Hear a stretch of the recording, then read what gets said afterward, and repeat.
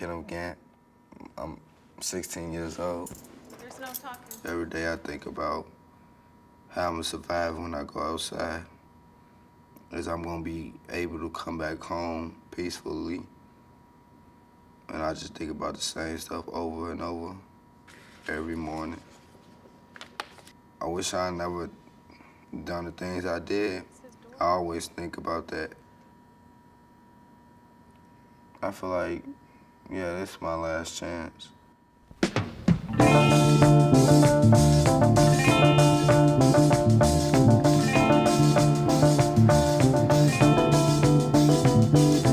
I'm on my way home.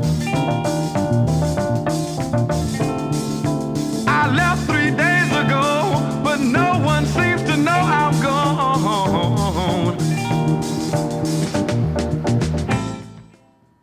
You've been here, this is your 6th complaint. No, actually, this will be your 7th complaint. You just left here. You've been suspended or titled 33 times. Been in trouble for fighting, smoking, cigarettes, horseplay. You're gonna be 17. You first started coming here when you were 11. How many kids do you have in your family? 6 sisters and 4 brothers. 6 sisters and 4 brothers. Where are you at in the mix of that? Older, younger? I'm like the 6th one, 5th. You're the 6th or 5th one? So you're like a middle child. Yes. He's younger Yes. by what, 2 years? He's 14, He's 13. 13? His name Kentrell, my name Kim. Okay. Are you worried at all about your brother? He's a couple of years younger than you. Can you tell me about your brother and how you're feeling about him? I just wish he never got himself into this. I always try to be the big brother, tell him, don't do bad stuff. Don't do this. He don't know how to react in here. He don't know what to do and the consequences and stuff if you do something bad in here. He don't know, like, he's still a little kid. He don't need to be in here. What's it like? Scary.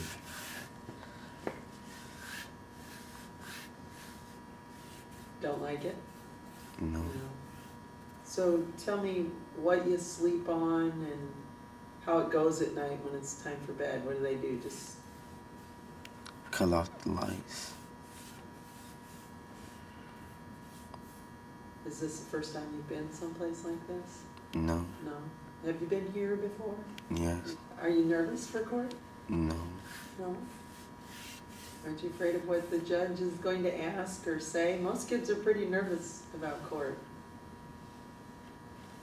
No? Okay. Well, if you don't want to talk, that's fine.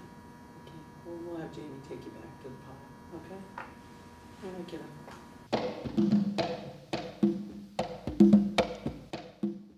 Good morning. Good morning. Can you state your name, please? Octavia Gant. Now, you related to Ken and Kentrell? Yes. How are you related to them? That's my brother. Both of them? Yes. And their mother's not here today, is that right? Yes. And tell us for what reason their mother's not here. My mom has been going through high blood pressure and she's just been diagnosed with cancer. Can you please help the court understand Kenneth and Kentrell, who they are as individuals? Are they good kids? Tell us about them. I'll start with Kentrell. Kentrell, he's a very nice, sweet, generous guy. During his spare time, he takes care of his nieces and his nephew. It's 5 of them. It's not him himself, it's the crowd that they hang around. And that's referring to both of them. It's a crowd that they hang around. And with Kenneth, he's all right. He really, to me, by both of my older 2 brothers gone, Kenneth is the one who's really been the man of the house. So Kenneth is really the father figure in the household at this point? Right, yes. Does he look after all of his younger brothers and sisters? Yes. Do they look up to him? Yes, they do. I would just like them to be there with my mom, just for like right now. What do you think your mom's thinking right now about the situation? She's probably mad, frustrated, angry. Tired? Yes. That's all I have. I understand that the mother is sick, There's a lot of children to care for. And it doesn't look as if these young men are doing anything to assist that situation that's occurring in their home. If anything, it appears as if they're providing a lot more stress in that family, which can't be conducive of the mother's health. And I understand that the sister is willing to assume the responsibility for them, but I think that their needs are beyond her capabilities at this point. I'd ask that they both remain detained as serious dangers to this community. I'm going to set the matters for August 15th at 9 a.m. for initial hearing before this court, and I will order that they remain detained pending that next hearing.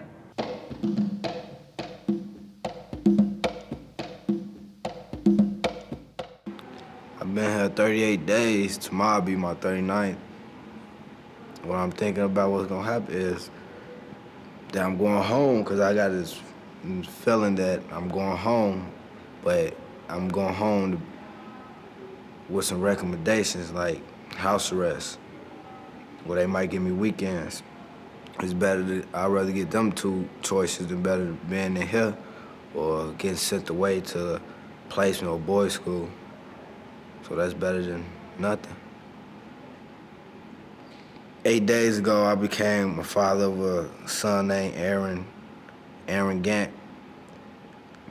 And that's like the greatest thing that ever happened to me because now I'm a father. Now, like when I get out, now I know I got a responsibility to take care of.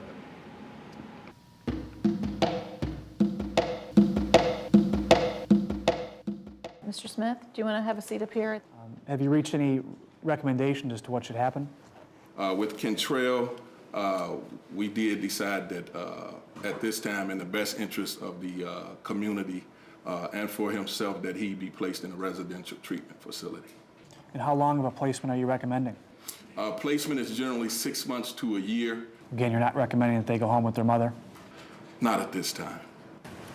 Do you want to say anything? Okay. You want to try? I can ask you the questions pretty simply. Lisa? Okay. Judge, I'd call their mother very briefly, just for a couple quick questions. Now, you understand that there's a recommendation that both of your sons be leave the detention center and be placed in a residential placement. What did you want to say, I guess, with respect to those options? I want them to come home, but if they need help, I agree with that. You just will leave it to the court to decide. Either way, you're there to take them home if the court wants to send them home, and you'll help them if they come home? Yes. But you'll also support whatever the court decides. You'll support your sons? Yes. Okay. That's all I have, Judge. It's a serious matter for this court to decide that it's going to invest itself in a child to the extent that this county and this court is being asked to invest themselves in Kenneth. And I don't see that there's going to be a lot of bang for our buck, to be perfectly honest. I think he's a dangerous person. Okay. The state and the taxpayers are going to pay whether we send him to the Department of Correction or we send him to placement. And maybe we won't get the bang for the buck as you've described it, but I'm going to still put my faith in the juvenile court system. I think, Kenneth has a baby now, and I know that he wants to get out of here. He's written me 2 letters, and believe me, I would love nothing more than to send both boys home to you, Mrs. Gant. That would be really the ideal thing to do. But I think you as a mom, which is why you're crying your heart out back there, knows that that's not the right thing right now. Kenneth is on the verge. He's on the verge of either doing something really horrible in his life and take him away from you forever, or he's on the verge of maybe being able to turn that corner. I mean, that's all we can do, and that's all I can do as a judge, is hope that he will hear somebody who can reach out to him to make his life better and him take that advice and do the rest for himself. And as it relates to Kentrell, I think this is a young man that probably the juvenile court system was designed for in some respects, and that he's he's got a lot of deficits in his education. I couldn't let him walk away from us without trying to get him to a point where he's at least literate and can function in some type of a job. So hopefully, being in placement, he can get some job training as well. So today, the court is going to make him a ward of the court in order that he be placed at IDTC, which stands for the Indiana Developmental Training Center in Indianapolis.